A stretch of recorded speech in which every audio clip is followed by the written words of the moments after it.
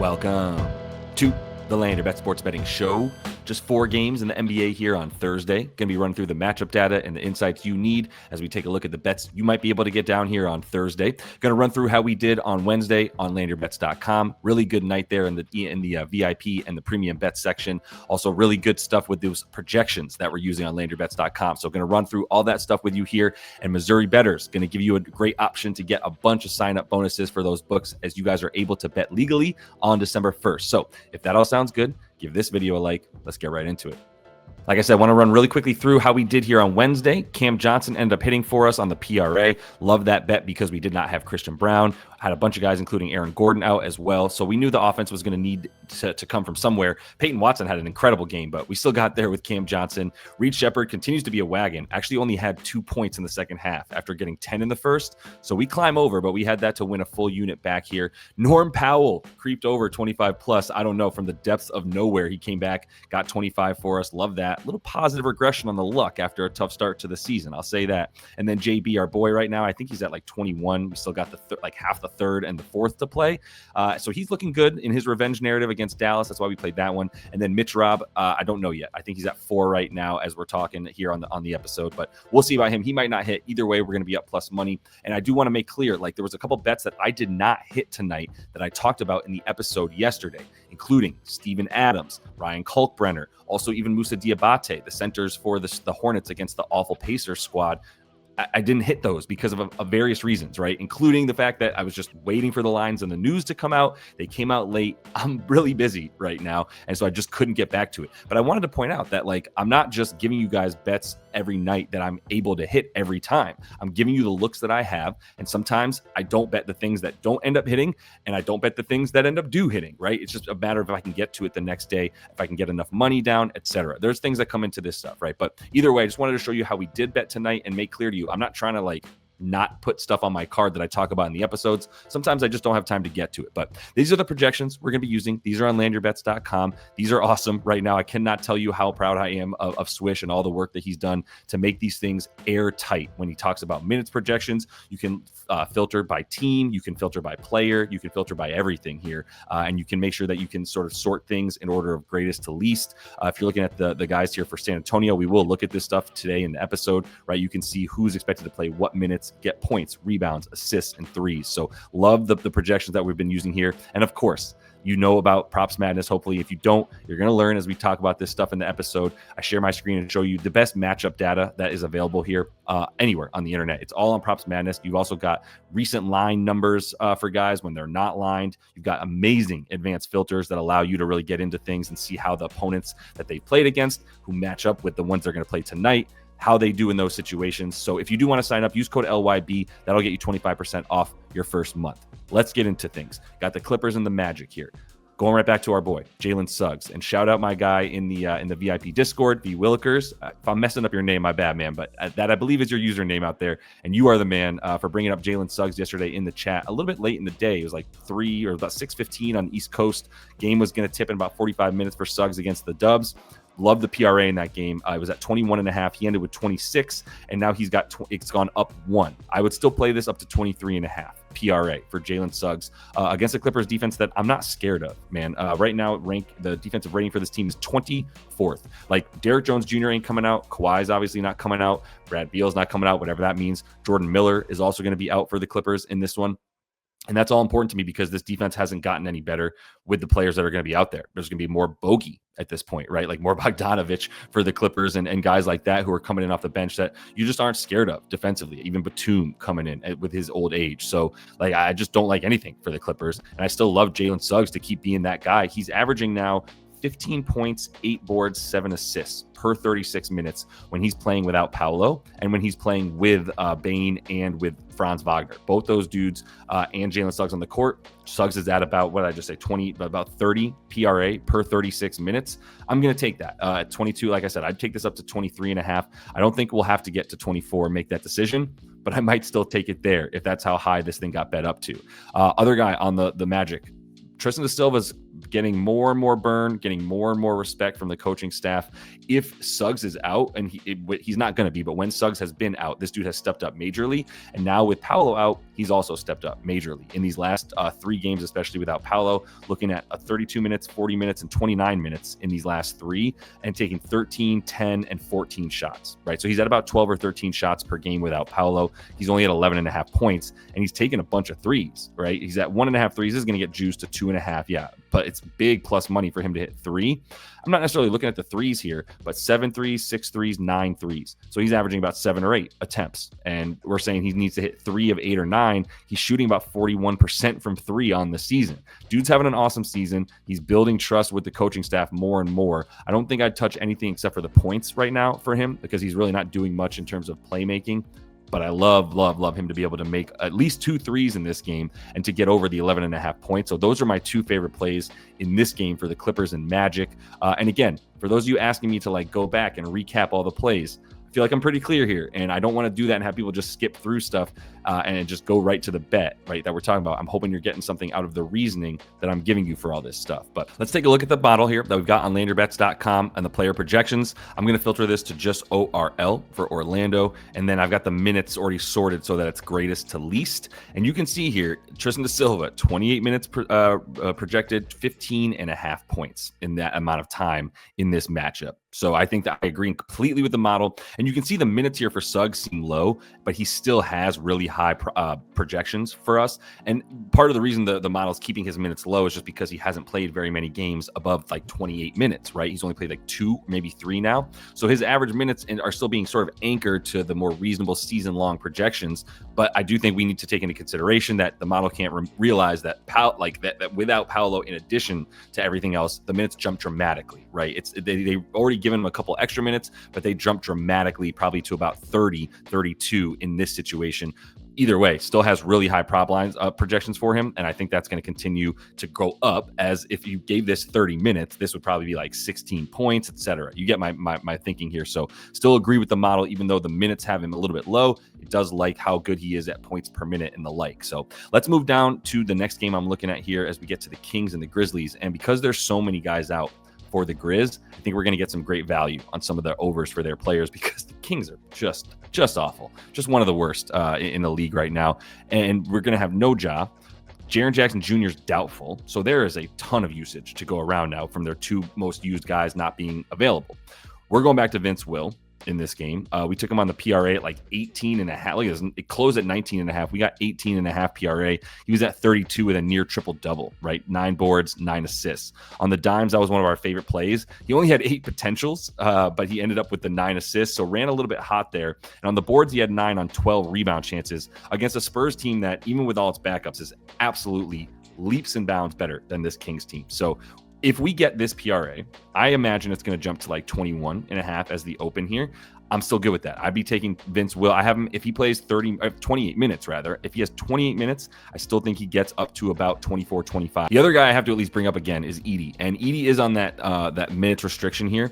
But I still think if we get his boards at 8.5 again, even if we get these at like 9.5, like for good plus money here, I think we got to attack the boards if Domas is out. I think Domantas Sabonis is going to be out. He missed the front end of the back-to-back as the Kings lost to the Thunder on Wednesday night. He's maybe going to play on Thursday. I have no idea anymore. If he doesn't play, Edey to get 10 boards is going to be most likely a bet coming in, as long as the odds are not terrible, obviously. But I don't think 25 minutes matters. I mean, even if you look at him last season and you give him 23 to 27 minutes, right? So we say like an average of 25, he's averaging 9.6 in that time frame. If we move this up to 9.5, yeah, it's not as good. He's averaging 9.5, but you see what I'm saying? If we keep it at 8.5, it's over in 14 of 24, even when he's only playing 25 minutes in a game. And this is going to be a Kings team that is just allowing everything. Again, if Domantas Sabonis plays, it's not as good of a bet to me because of how good of a rebounder that he is.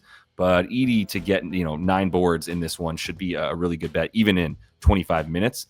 And the other guy here is going to be Cam Spencer, because again, one of the reasons I love Vince Williams Jr. is because there's nobody really diming up for this team without Ja around, basically just Ja at this point. And then there's no other point guards. Scottie Pippen Jr., Ty Jerome, all these guys are out. So Cam Spencer is the backup point guard to Vince Will at this point. Played 24 minutes in this one, really subbed in and out, sort of like with Vince Williams, so that they always had one of these guys on the floor as the predominant point guard. His assists didn't look great. They were only 3 in 7 potentials. But I think the points and the assists combined, or the PRA as a whole, like Cam Spencer is going to get some run, especially if this game does turn ugly in any way. Not that we should be banking on Memphis like dominating without all of their starters against a Kings team, but who even knows who's going to play for the Kings on the second night of the back-to-back. So I'll be keeping an eye on Cam Spencer's PRA, and I know Vince Williams is going to be a bet for me in this game. And I just don't know if you could give me money to bet on the Kings with, even if I was just free, I probably wouldn't take it.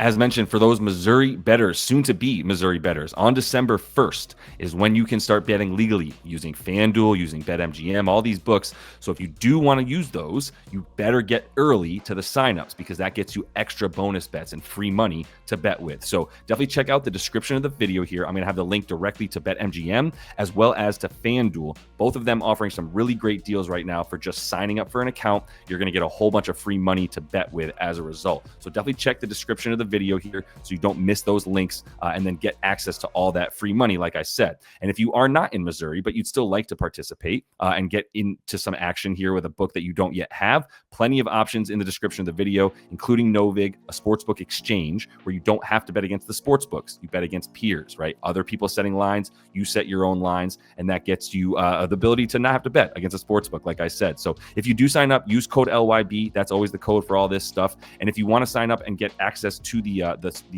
website, happy to give you guys a free month to landyourbets.com to access those projections and all the bets that I'm putting down. Just email us, support@landyourbets.com. Let us know you signed up for Novig using code LYB. We'll go ahead and get you that free month of access to the website. Moving down the line here to the next one we're looking at, which is this Sixers and Bucks game, and no Giannis in this game is the big news.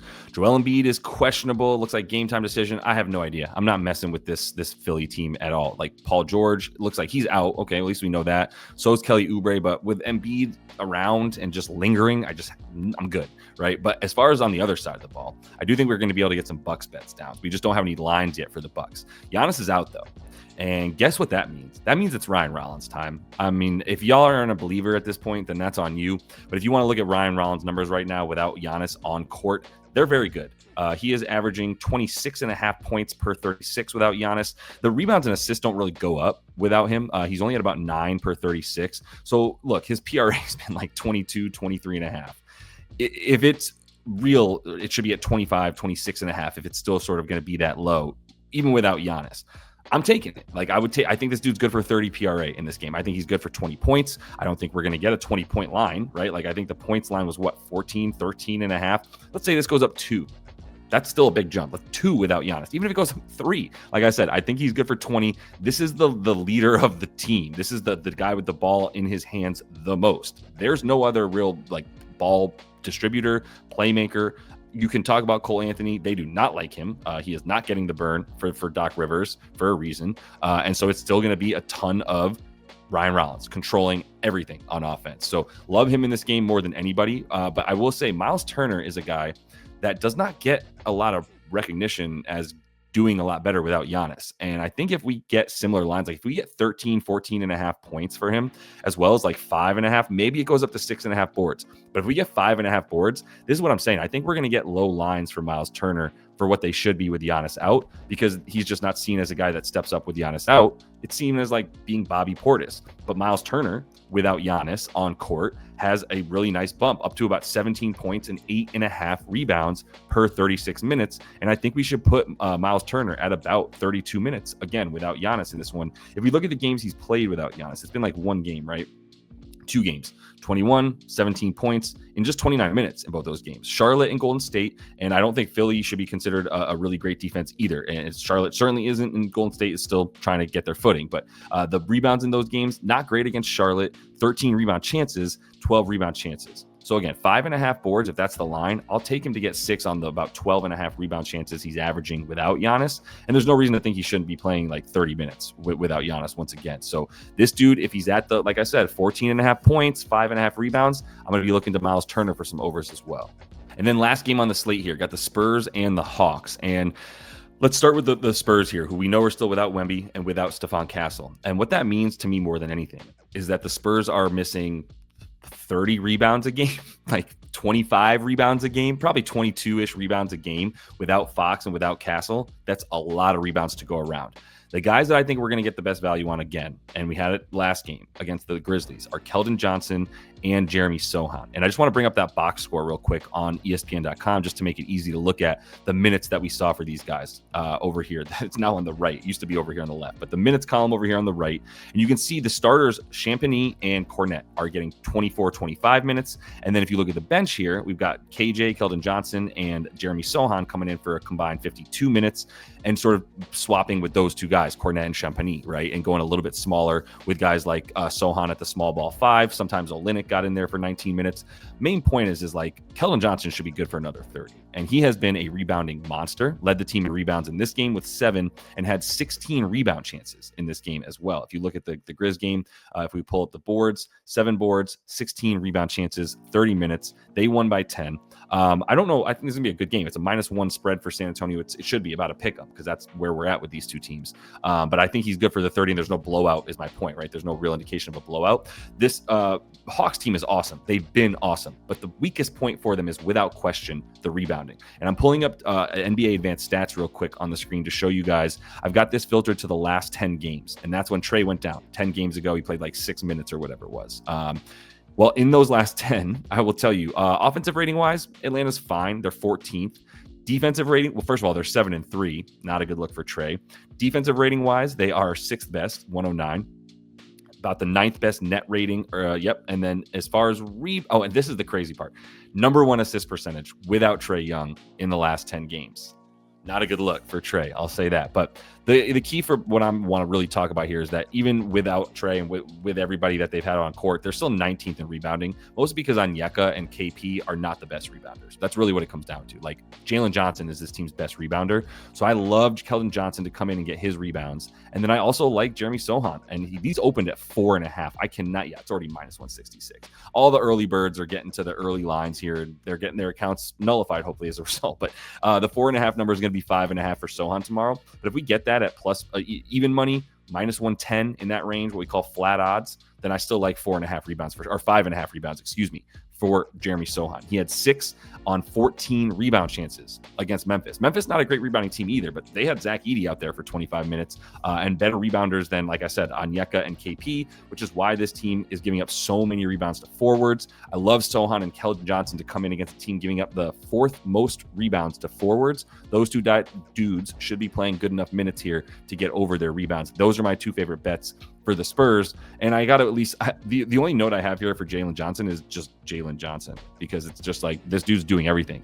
I don't know if I can always, like, once you get up to 38.5 PRA and your name's not Antetokounmpo or Jokic or Doncic, you're starting to lose me on wanting to bet this high of a number on the PRA. But I still think part of the value for Jalen Johnson, if you do play him, which I would be playing like points at 22.5. This was 21.5. I think everything is a little bit high. I knew we're going to get some value on someone on Atlanta because the drop off in defense from Wembanyama and Castle being in to them being out is so dramatic that I don't know that you can make the lines adjusted enough. But that said, Jalen Johnson's always hovering right around 22.5 points. So it feels like a pretty fair line in this matchup. Not sure if I'll have a bet for him or if I'll have one for anybody on the Hawks just based on these numbers. But like I said, 2 really solid bets for the Spurs. All right, y'all, appreciate the time. Make sure you do check out the description of the video. It has the links to everything you need to sign up for FanDuel, BetMGM, for Novig, whatever you need in there. And if you do want to get those bets, like I said, landyourbets.com if you want to get everything I'm putting down, as well as access to the projections and the VIP Discord chat where we're talking about bets each and every day together, then that's where you do it. So until I see y'all next, happy betting.